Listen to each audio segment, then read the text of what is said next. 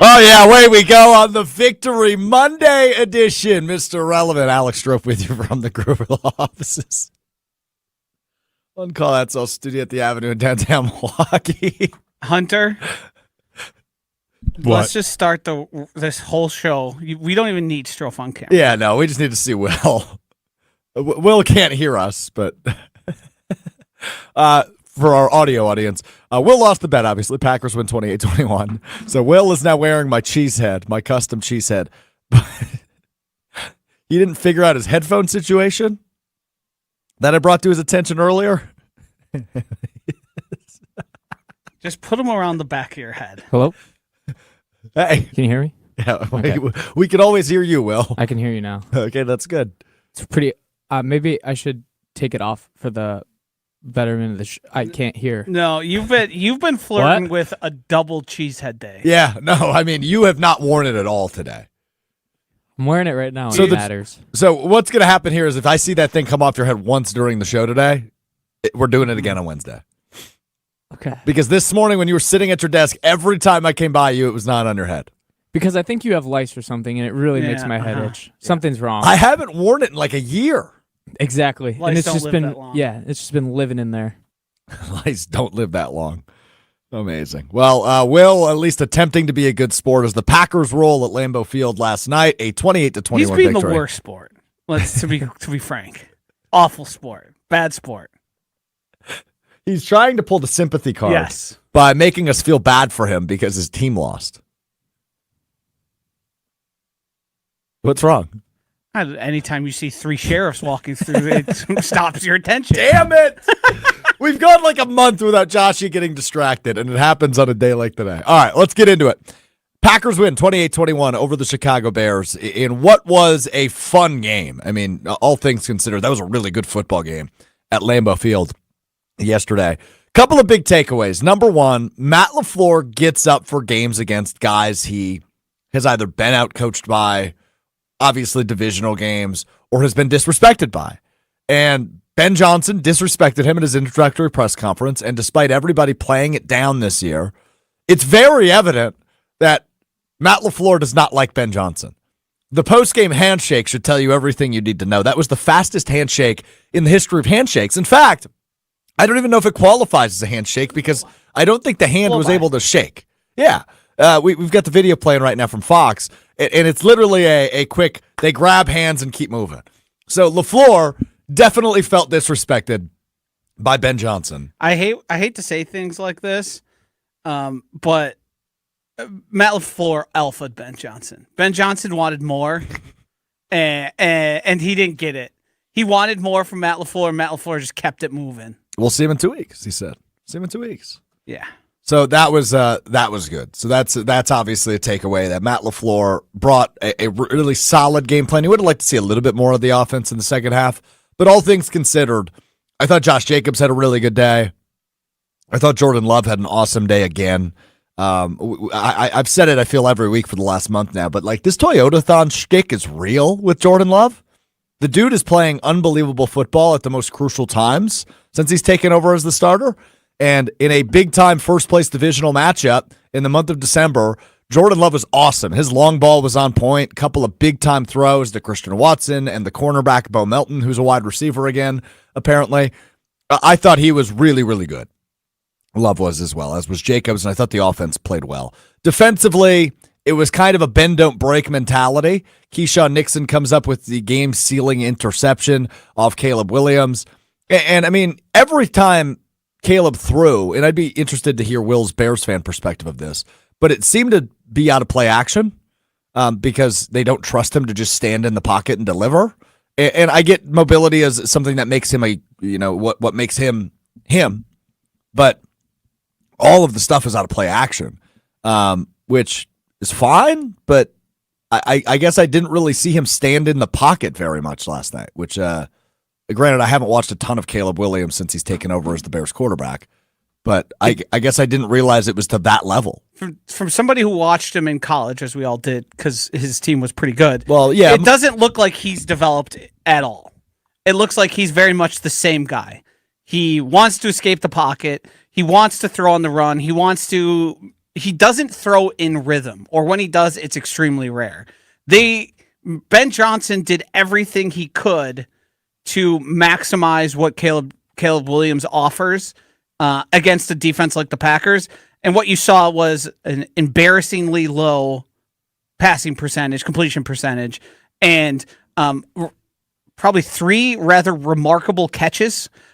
He can do the excellent better than most guys. The throwing on the run, tight window, that stuff. But that doesn't work in the NFL. Not to the level it did. He needs to be able to run Ben Johnson's offense at least as good as Jared Goff, and right now he can't. And that, to me, is the reason the Packers came out on top of this game. I'm sorry. I have my tweet notifications on for you. Yes. Since the show has been live, have you tweeted simply the words Jordan Love? Yes, I have. Because every time I see him end up on the top of the expected points added list, and then this one was putting in also the PFF grades, I've been pushing Jordan Love for the MVP for weeks. You have certainly pre-Toyotathon. Yeah, I would say right around then. No, pre-Toyotathon. Dude, I don't think after the Eagles game you were like, yep, that's the MVP. And Toyotathon started 5 days after the Eagles game. I said it prior to that. Thank you very much. And I've been saying it for a while. I'm just going to point out you've gotten much louder since definitely after the Eagles game. Oh, you mean when a guy throws 4 touchdown passes, I'm probably going to be louder about it? Of course. Welcome. But he's been that good all season long. He's been really good. Back to the Twitter usage, though. If Josh is just tweeting out Jordan Love and nothing else of substance with it, is this getting into the way that Strouf tweets during games territory? It's not because, and this is very important, I want everyone to listen clearly. Oh, boy. It's not because the tweet that I'm quote tweeting tells the story. This is a little bit of, literature books. They don't always tell you exactly what's happening. You're supposed to infer. And that's what I'm doing. I'm asking the reader, the MIA, you guys in this room with me, to, when I say Jordan Love, and then you look and it's top right of the chart and he's got the highest EPA and one of the best grades in all the NFL, that's for you to say, he's talking MVP, ain't he? That's what I want. And that's what I'm getting out of it. I didn't expect 10 minutes into the show for me to be closer to Will than I am you. Well, you're irritating today. What do you mean? I agree with you. Don't get me wrong. Like, MVP odds have shifted again. Jordan Love in third place, plus 900. Stafford's still the favorite. Drake May right in between them at plus 200. Remember when I said you could count Dak Prescott out? Yeah, you nailed that. He's up to plus 8,000. Uh-oh. Yeah. That's right. And look, I thought Jordan Love was spectacular again yesterday. Yes. And I feel like it's now been, 3 or 4 weeks in a row where I've come here on the day after a game and gone, I thought Jordan Love was spectacular, but he really has consistently been spectacular. Best player on the field. There are so many throws he's made this year. And you saw a couple of them last night, right? The Christian Watson big-time touchdown, the Bo Melton big-time touchdown. A couple of other throws that weren't touchdowns, but just big-time throws that only are made by elite quarterbacks. I think back to right after the Ravens won the Super Bowl. I think this was in like 2012, 2013. And the big conversation was, is Flacco elite? Is Joe Flacco elite? Uh-huh. I think we have to shift the question, but I think the question's easier to answer than it was back then. Yes. The question is Jordan Love elite? Uh-huh. And I'm starting to think that answer is very much a yes. He is bare minimum top 5 QB in the NFL. This season, he's been 1, 2, or 3, depending on where they fall in terms of the stats, the grading, all of that. It's him, it's Matthew Stafford, and it's Drake May. They're playing the best this season. Now, do I think Jordan Love is a better quarterback than Patrick Mahomes? I do not. But this season has been. This season, he's been playing better than, and right in line with the top 3 guys in the NFL, and that's why I keep pushing the narrative of Jordan Love being an MVP, because it doesn't feel like he's in that conversation, and obviously losing to the Browns, losing to the Panthers, and having a tie to the Cowboys sort of brings that down. Some of those happened on stages. It really impacted, I think, people's perception of the Packers. Jordan Love had one of his classic interceptions. The guy doesn't throw interceptions except for the worst interception you've seen thrown all weekend. Mm-hmm. And then he comes back and is nearly perfect the rest of the game, dialing up touchdowns. His passer rating from that point forward, I believe, was perfect, if not. So the reason is Jordan Love doesn't have the counting stats. He's not going to have a ton of touchdown passes. He's not going to have a ton of yardage just because of the way the Packers run their offense. Those numbers have seemed to rise in recent weeks, and he is getting the higher touchdown totals and the passing yards totals. But the game is not evolved to the point where people understand like how important efficiency is and how important some of those expected points added, all that stuff matters. Baseball's there, the NBA is there. The NFL, you still need touchdowns and you still need low interceptions and a lot of passing yards. Mm-hmm. And I think it's time that we correct the conversation. We tell them, hey, yes, he's not leading the league in passing yards or passing touchdowns, but look at everything else. Yeah, look at the accuracy. Yes. That's way up, right? You look at some of the deep balls. You made fun of me earlier in the season when I was like, I think this dude's gotten to another level with this deep ball. I think it was after the Washington game where he wasn't completing passes. Yeah. But he's putting them in only places his wide receivers could get them. And now you're seeing it come to fruition in December. Yes. He had several of them yesterday. He had a couple of those against Detroit last week. Like, his deep ball accuracy is so impressive. That throw to Bo Melton was just like a casual 50, 55, 60 yards in the air. Who missed that, Will? Who was that safety that just like waved at it? Brisker. Yeah, I mean, that was one of the... Jordan put a little too much air under it. His feet weren't set. It wasn't perfect, but it was a touchdown. He gave his guy a chance to win. And I think that's been the biggest thing we've seen from Jordan Love most recently is he's trusting his wide receivers to make plays on the ball and trusting them to, hey, you've got a one-on-one here. You either need to catch it or make sure it's incomplete. Bo Melton did it where he a very smart play to take that pass interference because it ended up actually being declined. So to me, that's the type of stuff that's changed. And also, we've seen the guys who he's trusting make the plays that he's asking them to. It's not like they're, Justin Jefferson, Jamar Chase, incredible individual effort guys. It's just giving them an opportunity. And a lot of times, Bo Melton, Christian Watson, Dontavian Wicks have gone and made those plays for him. Yeah. And that to me has been the biggest step forward because the deep ball has sort of always been there for Jordan Love. It's never... I shouldn't say never. It's usually not perfect. It's sometimes a little behind him, whatever. But he's giving his guys a chance to make a play. He's not overthrowing it, which to me is the biggest thing because there was a while where it felt like Aaron Rodgers just could not connect on deep throws. He was overthrowing everybody by about a step. And if you underthrow it, you have the potential for pass interference or your guy just making the play. And that's been what's happening a lot this year. Yeah, I agree with you 100%. But I just think when it comes to Jordan Love, I think he's officially solidified himself as one of the best quarterbacks in the National Football League, which is a really exciting step. And again, I think it's something we've thought he's been capable of. The talent's been there since he took over as the starter in 2023. But it seems...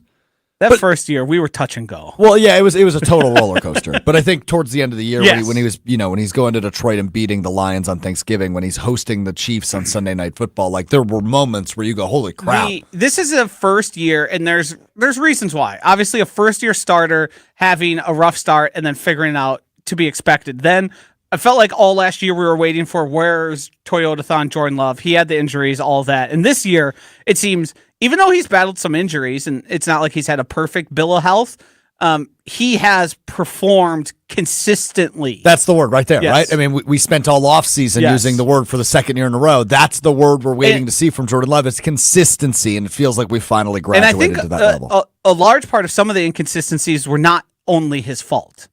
Right, no, I agree. I don't think he was put in the best position by his play caller on a few opportunities, and then I think just the injuries to guys like Tucker Kraft, and then the in and out nature of Christian Watson then coming back and those things Jane Reed not being there is certainly a factor to his efficiency not being as high as it is. All right, I'd like on the video stream for us to direct our attention back to the control room because Will looks miserable. Solo shot? He looks miserable. I'm having a bad day. Why are you having a bad day? My tire pressure's low. I slipped walking out to my car. I grabbed a veggie sandwich. My team lost. Veggie sandwich was a tough one. Just not having a good day. How you feeling? Other than that, how you feel about your team? Honestly, I've been saying this around the office today. I feel better about my team after yesterday than after the Eagles loss. Or win, I mean. What? No, you don't. Yes, I do. No, you Such a don't. liar. That is... We talked to you after they beat the Eagles. Yeah. You were on cloud 9. Yeah, but then You you just guys- went- flashing me your went, phone. You just went on a 90-second soliloquy about how awful of a day you're having. Yeah, and the Bears were like the last reason because of it. Oh, okay.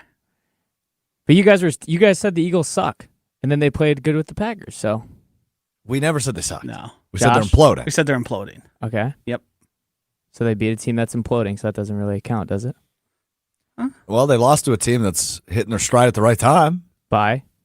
A touchdown. Covered the spread. Covered the spread. That you Okay called with that. disrespectful. I'm Yeah. okay with that. And let's also acknowledge something here. The Packers overcame what the odds were stacked against them via the officials. We will get to that. Luke Musgrave caught it. Yes, he did. The replay they showed in Lambeau Field on that one.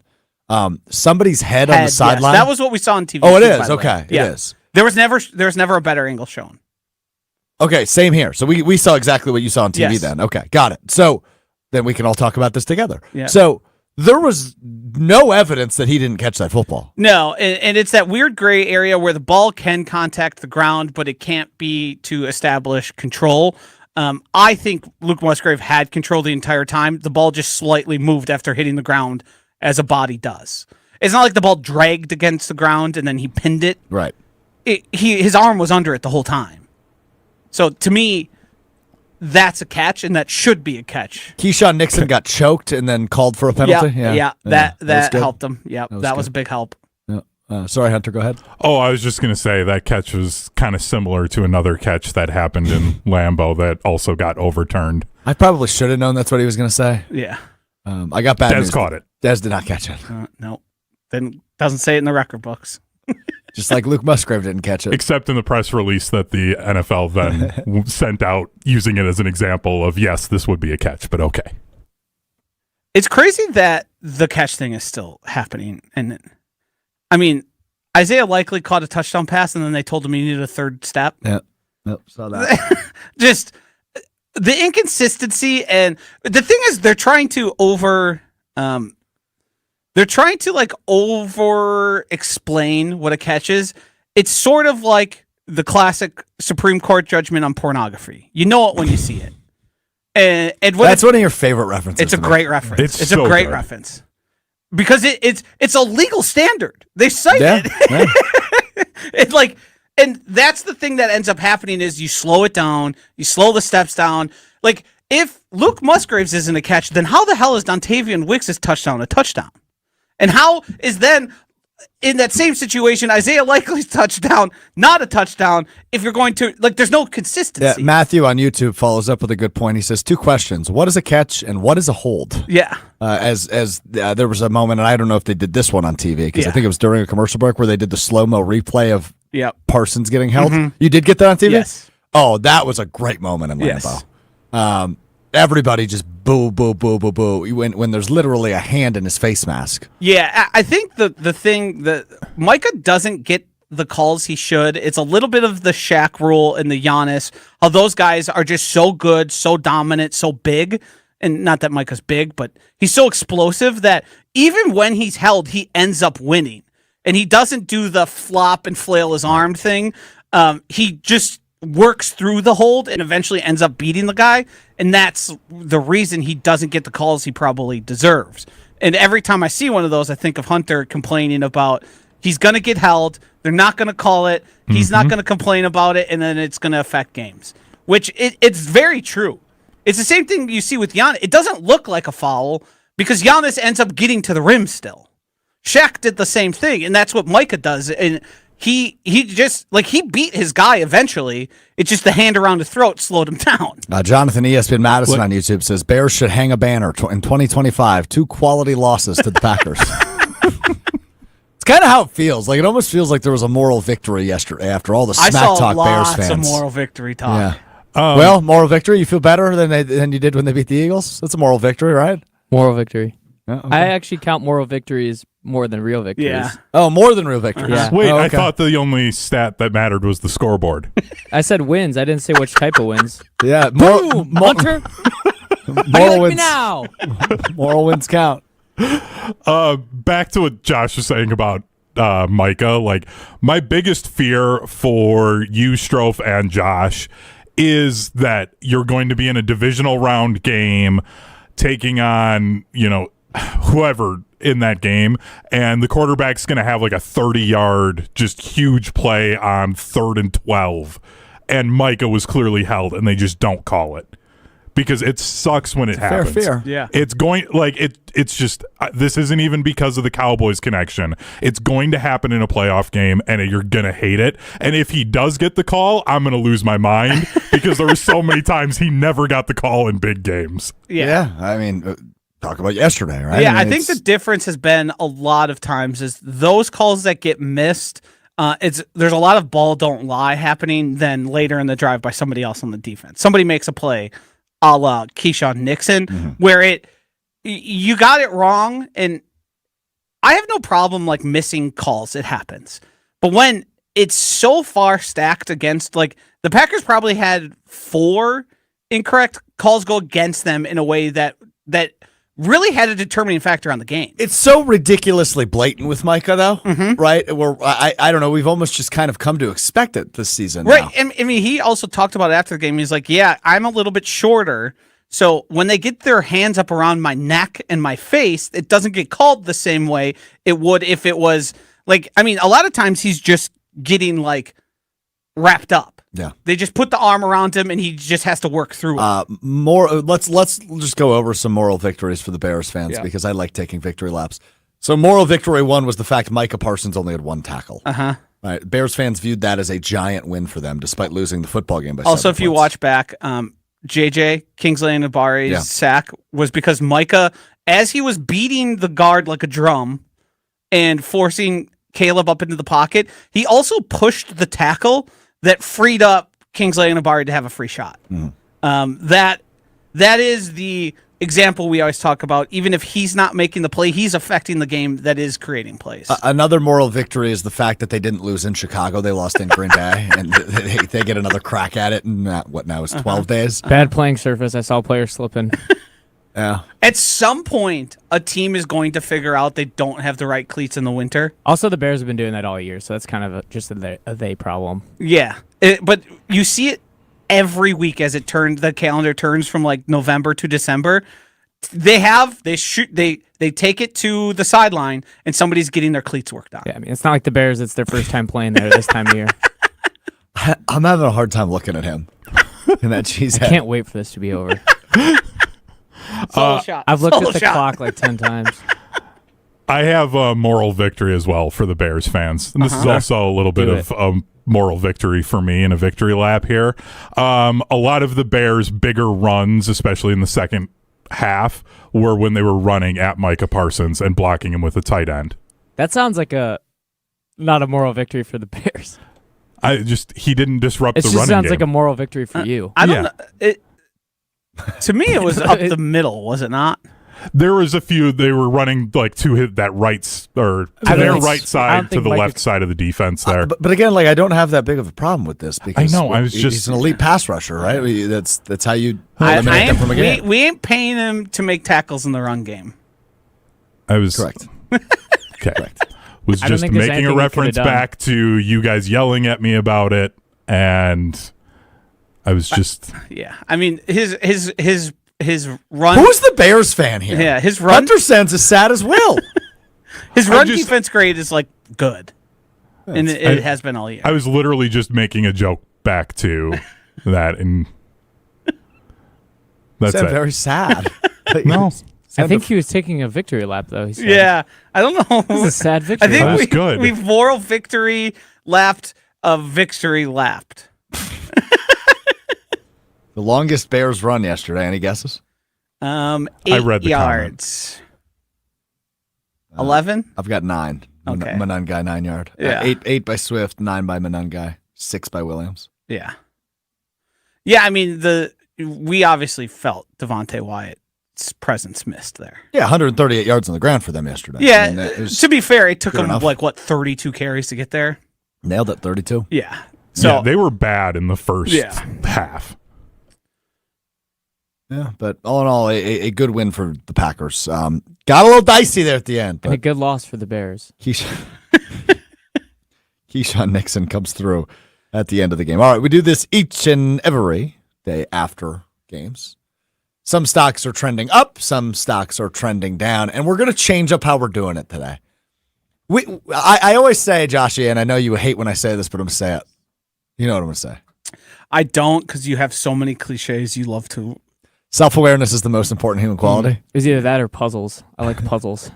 Now, does the fact that an entire program of the show you do in the afternoon was built around your lack of self-awareness, has that changed your perception of that quote at all? What do you mean? The haircut fiasco? Well, I don't have eyes in the back of my head. Self-awareness? That's not fair.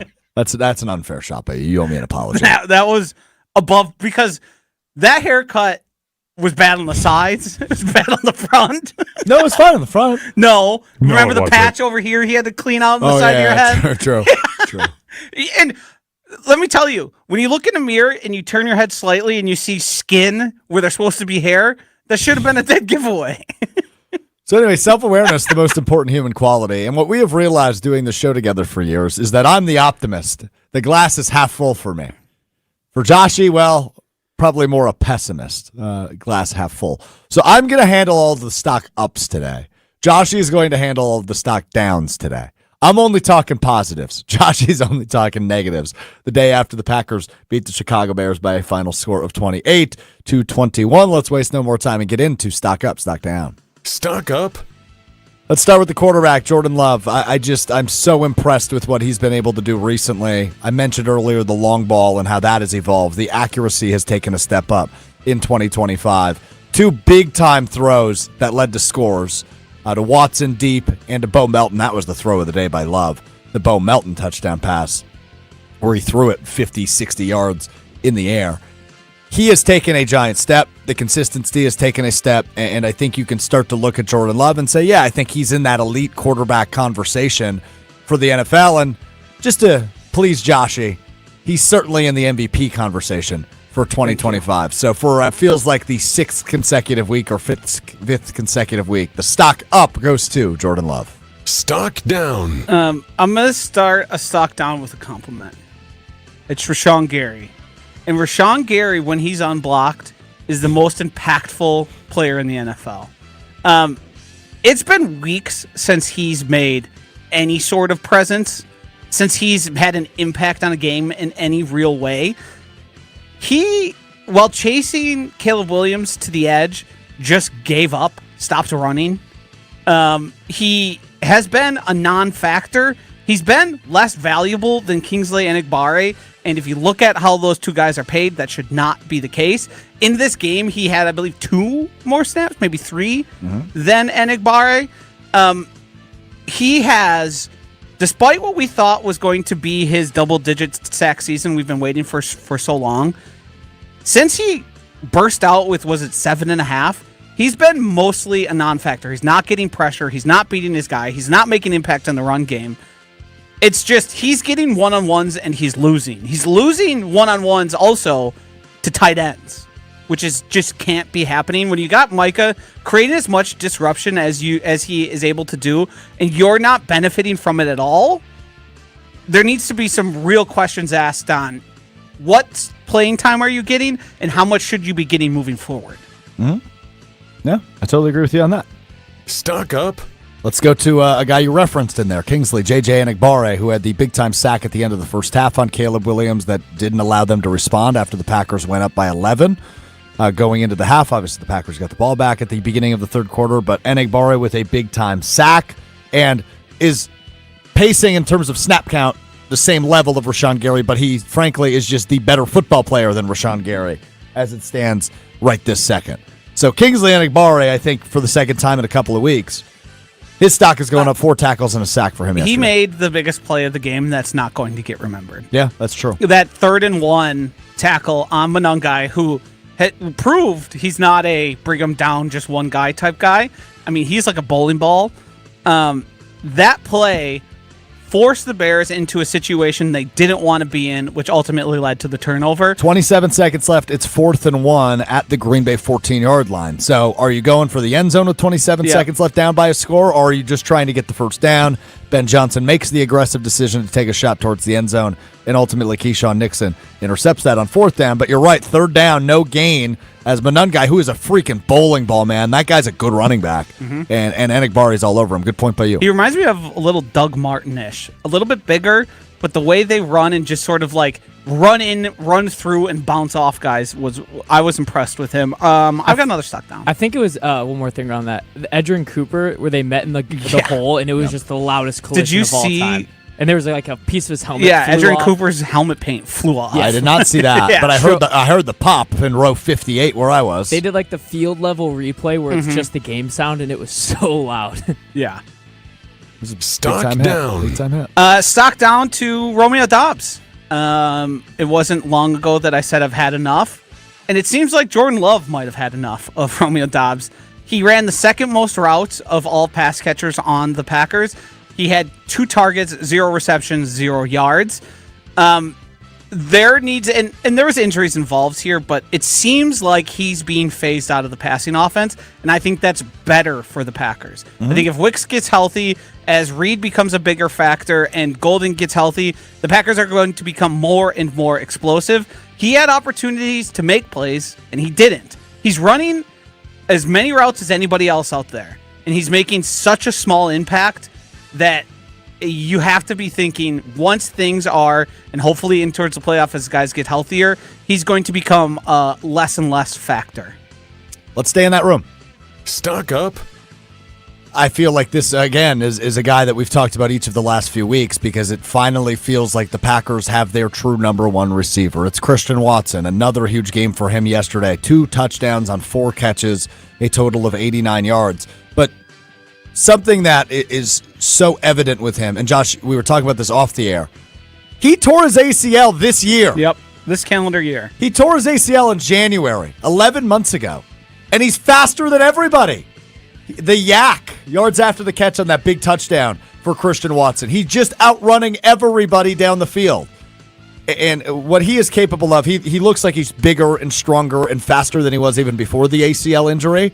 And he's been able to stack a good games together now. So the stock is pointing up at a fast rate for Christian Watson, who I think we can finally say it. The Packers have a number one receiver, and his name is Christian Watson. That's exciting. Correct. Yeah. He's being featured in a way that an emergent wide receiver one would be. He needs to be on the field the most. He was. That's good. And he's making the plays, and I've said this before, and it sounds like a pejorative, but it's not. He's playing real wide receiver now.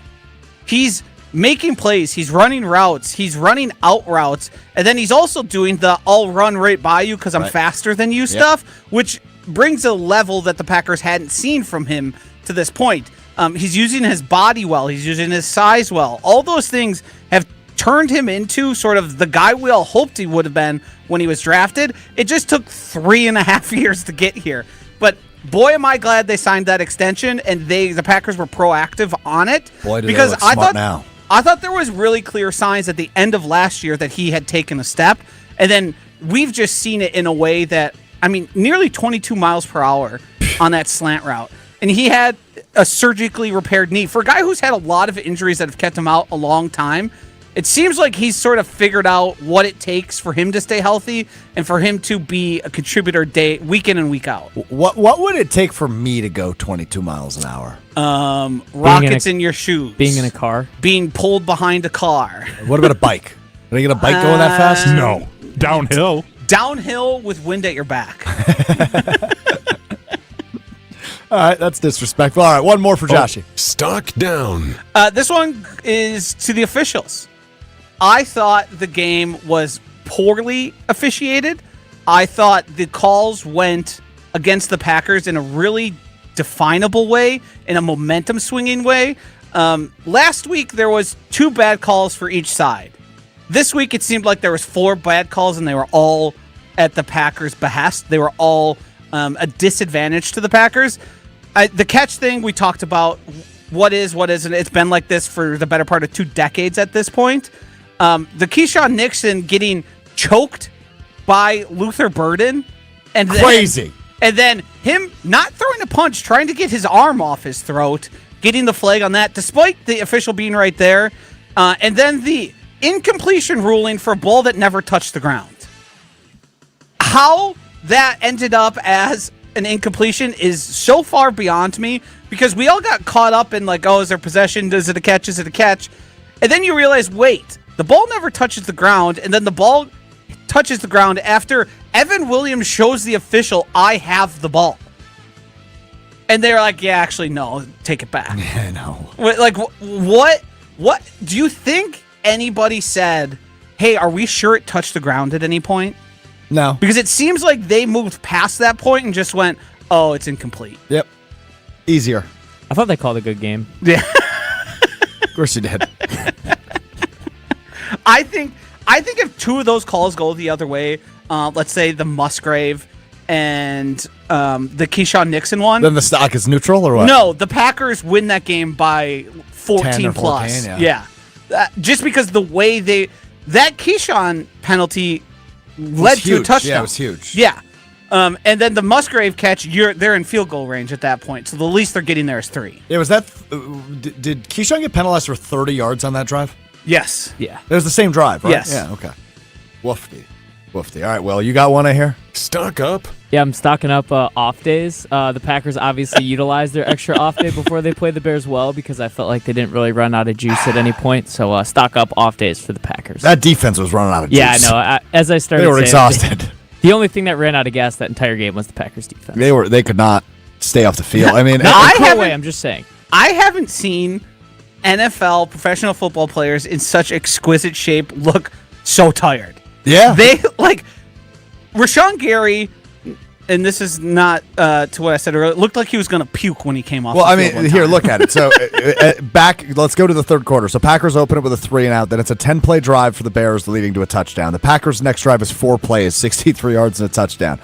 Chicago gets it back, 7-play drive that takes up 3 minutes. Packers, another 3-and-out. Then a 17-play drive that leads to a touchdown They had for the 5 Bears. minutes of possession, and they started with the ball and scored a touchdown in the third quarter. Isn't that crazy? It's nuts. Yeah. So yeah, that's why the defense was and that's you're never going to complain about scoring. Explosives are how you win games. They're how the Packers did end up winning that game. But that second 3-and-out, I believe, was 3 pass plays. That really, and I mean, you can't predict that the defense is going to go on have a 17-play touchdown drive, that upcoming one. But that's probably a spot where you need to mix in a little more Josh Jacobs, give your guy a little bit more of a blow just because you did score so fast. Yeah, I hear you on that. All right, that is stock up, stock down on this fine Monday, a victory Monday for the Green Bay Packers as they take down the Chicago Bears. Bear down Chicago Bears, 28-21 at Lambeau Field yesterday. The Packers now in first place of the NFC North at 9-3-1. The Bears 9-4, and it's an interesting weekend this weekend for both of these teams as the division race continues to heat up because Chicago's got Cleveland, which obviously we know the Packers lost to, but that should be a win, all things considered, as they lose to the Tennessee Titans yesterday. This weekend for Chicago. And, Green Bay heads to the team with the second longest winning streak in the National Football League as they head to Denver to take on the Broncos on Sunday. Now, the Packers are favored in that game. They are 2-point favorites. So we will see how that plays out. But an interesting game coming up Sunday for both of these teams, but especially the Packers, as Packers-Broncos, another good measuring stick game of sorts, as the Broncos are viewed as one of the favorites to come out of the AFC, according to Potawatomi Sportsbook, bet above the rest at Potawatomi. And the Packers, well, they have the third best odds of any team to win the Super Bowl, behind only the LA Rams. Or actually, they're tied for second now, aren't they? They jumped. Can I go to my Twitter account? I know you have notifications sent. I do. Look at the tweet I just quote tweeted. It's my Luke Musgrave, where I said the catch that wasn't a catch. I said the sport would be better off if plays like this were ruled catches. And some guy sent me the grainiest, the most illegible Bruder film. What are we doing? I don't know where the ball is in this picture. And so you just said, ha, ha, ha, great shot. I mean, what's that? That's what Get your fan base, have a chat. This doesn't look pretty. You guys are embarrassing yourselves. And I want you to know. And I think more highly, you have a good head coach now. I have good vision. I can see the ball on the ground. You can't be this type of fan base. I can see it on the ground. Here, give me a second here, and I can get this put onto the stream for everyone everyone. on this program wears glasses, Yeah. except for me. Yeah, that's a good point. Great vision. Just saying. Yeah. You're better than this. You have one of the best play callers in all the NFL. You have a great offensive line, a great run game. You can't be sending the grainiest 8-bit picture my way and being like, look it. I think It's that was, incomplete. So evident. it was a good screen grab. Shout out Tyler. It takes good effort to time it up like that, where you can see the ball on the ground. Before we get back to the grainy photo that when Hunter has it ready for us. I got it right now. Oh, okay, go ahead. Pull it up. Yeah, you can see nothing. I think see nothing. I think when Hunter downloaded it, it got worse. Oh, I can see it better It's on my fault. Here, I'll zoom in on it. Have you guys? When's the last time you guys updated Twitter? I think he's implying the hand that's under the ball, his right. I believe he's trying to say that dark image there is the ball on the ground. If you know what I'm saying, like you see two white gloves. There's the one on top and the one on bottom, but he's clearly cradling the ball. I love definitive evidence, right? Like, would this hold up in the court of law? No. So good. It's a sad state of Tyler. Tyler, I'm going to forgive you this one time. Tyler, That's keep it. fighting. Keep fighting. Keep going to war. All right, Dr. Denver Dan.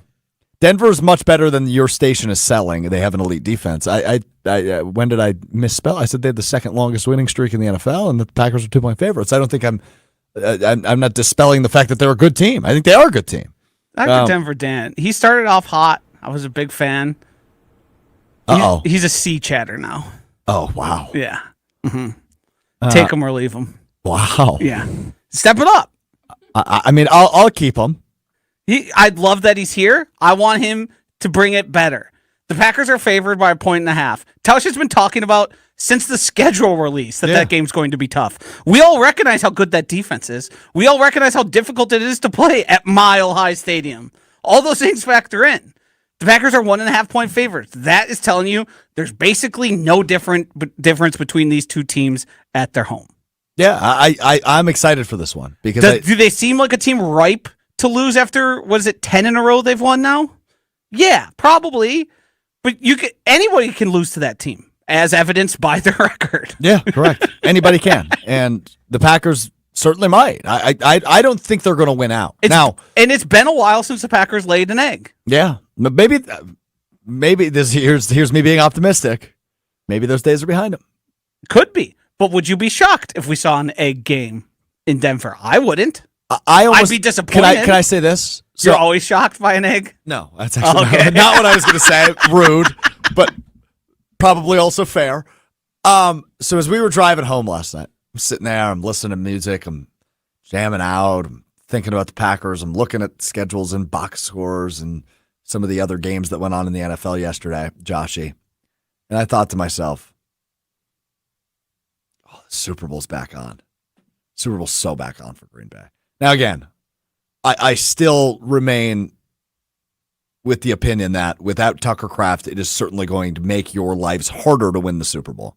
But with the way Jordan Love is playing, and with some of the pieces on this defense, and with all of our faith seemingly restored in their head coach and play caller and Matt LaFleur, maybe not all the way, but certainly more than it was a couple of weeks ago, and being as wide open as the NFL is, I'm really not afraid of the Packers playing anyone at this point. No. And that's what makes the Denver game fun, because Denver is a really good team who has won 1 million games in a row and has a really good defense and will likely be able to, in some capacity, slow down Jordan Love and the Packers offense on Sunday. But nobody in the NFL really scares me as a Packers fan right now. And that makes me go, uh-oh, my expectations are going through the roof very fast, and the Super Bowl is back on. But the reason I was so low on the Packers is because that's where my expectations have been all season. And the reason those close games and those disappointing losses affected me to that degree. The good thing, though, is There was a perfect opportunity in this game when Jordan Love threw that improbable, confusing interception where he just threw it to the chest of the defender. Dude, he kind of does this, and he's done it a lot less this year. Obviously, that's only his 4th interception of the year, but he has like he throws the worst interception you've ever seen. Well, it's gonna be like, yes, but I'm gonna compare it to a Brewer, and you're gonna figure out very quickly who I'm about to compare him to. He reminds me of Jacob Mizorowski sometimes. Yes. Where like Miz will give up that leadoff home run and then he'll settle in and be fine. I think the same thing that allows Jordan to move past bad plays is the same thing that creates the bad plays. It's like a total nonchalant, I can make any throw I want to because I'm that talented, which is generally the case. He's usually right about that, but that leads to and his perception, I mean, what was it? Rex Ryan saying, like, I don't trust this guy. I don't trust the guy who has only 3 interceptions and like 20 touchdowns. Okay, bro. You clearly watched like one game and were disappointed by his performance, and then you've copy-pasted that to your perception of him since then. And the thing that makes it people have that perception is largely because it's the most head-scratching interception you've ever seen, and then he comes out and then just is nearly perfect after that. Yeah, you're right. Spot on. Still only 4 interceptions. Still only 4, but a couple of them, actually, what, 3 of the 4? 3 of them. 3 of the 4. You go, what are we doing here? Yes, correct. You just can't take into account how bad the interceptions are as to whether or not he's a good quarterback. He doesn't throw a lot of interceptions, but when he does, you just have to accept it's going to be Hold on, Josh. Actually, I think I have to retread that statement. I was trying to say something nice. Well, hold on. I know. That's why it took my breath away. I'm sorry. I was just thinking of the 4 interceptions. I think all 4 of them are really bad. I'm having a hard time remembering the 4th. Cincinnati? Okay, yes. Cincinnati is the first drive. It was similar to what happened yesterday. Yep. They were in the red zone and he threw an interception. Correct. Yes. And then obviously Carolina and Cleveland, those were big ones. And then yesterday. Now, the ones against Cincinnati and Chicago didn't really make a huge difference. No. But the ones one in Carolina where you said it was a punt even though it was first down. I said that? No, he did. Oh, yeah. He's like, yeah, it was like a punt. It was like, well, it was first punt. down. He strictly meant that from a field possession standpoint, obviously. Right. But yes, it was first down, not third. So it was not a punt. But nonetheless. So Denver's won 10 in a row. And we'll talk obviously more about them later in the week because I want to get to Will's week and what we missed in just a second. But Denver's won 10 in a row. But the last few weeks haven't been as sexy as maybe that would indicate, right? A 24-17 win over Vegas yesterday. But the week prior, it took overtime for them to beat Washington. It was Sunday night. Overtime for them to win yesterday, too. Oh, I didn't watch the game, so I don't know. But 24-17 win for them yesterday. But against Washington, that was on Sunday night, and it was just a chaotic overtime, really weird game that ultimately led to them winning. And they almost lost. They almost blew that game. Their win streak almost came to an end against a not very good Washington team. So Bo Nix is just not. He hasn't taken the step forward everyone expected him. He's not as good as he was last year. But he was really good last year, like especially for rookie standards. Yes, correct. But he was kind of doing smoke and mirror, Sean Payton style offense, where he isn't given as much free reign as a Jordan Love is. Where he's not attacking downfield. I was looking for it here. There's a pass chart of his because he had 176 yards passing yesterday, but he completed like 28 passes or something absurd, and none of them traveled more than like 11 yards downfield. It's all short, intermediate in front of you, easy, just drop back, hit your guy, dink and dunk offense stuff. And if that team is pushed and he has to be more aggressive, that's where they run into trouble. Yeah, fair. All right. It's the moment we've all been waiting for. In his cheese head. Oh, baby. This is going to hit like something, man. Whew. Will Sommers gives his best Chris Berman impression in my cheese head that he is wearing and leads us through Will Sommers weekend. I want to look at him the whole time. Let's go to Green Bay, where Chicago came to town for the big game. As there was the Chicago Steel taking on the Green Bay Gamblers in a USHL hockey battle at the Resch Center on Saturday night. A massive tilt for both teams late in the first period. An Adam Tim face-off win led to a David Roosevelt glove-side snapshot that gave the Gamblers a 1-0 lead. Goal! Just over a minute later, Luke Gukler beat the goalie with a backhand deke to put the Steel on the board and tie it at 1. 1 minute and 44 seconds into the second, the Gamblers reclaimed the lead when Cruz Martin found Oliver McKinney in the slot to make it 2-1. Chicago answered when Timo Dyer fired a backdoor pass to Alec Kalbeck, who deflected it home to tie the game 2-2. Obviously, I know to pronounce all these names because all these players are very notable hockey players. Midway through the period, the Steel took their all like first 16, lead aren't as they? Wyatt Harris' point shot was tipped in by Tobias Omen for a 3-2 advantage. But Green Bay responded quickly. Zach Wooten He's really came doing the in whole thing? on a 2-on-1 and fired the glove side to even the game at 3-3. Early in the third, Timo Kazda ripped a shot under the bar to put Chicago back in front, 4-3. Bar down. Green Bay tied it again when Gino Carcone jabbed a rebound across the line to make it 4-4. But just 21 seconds What a later, game. This is a barn burner. Marco Centerchia finished a perfect feed from below the goal line to restore the Steel lead at 5-4. But hold on, we're not done yet, ladies and gentlemen. No? With 3 Really? minutes and 23 seconds remaining, Owen Buchanan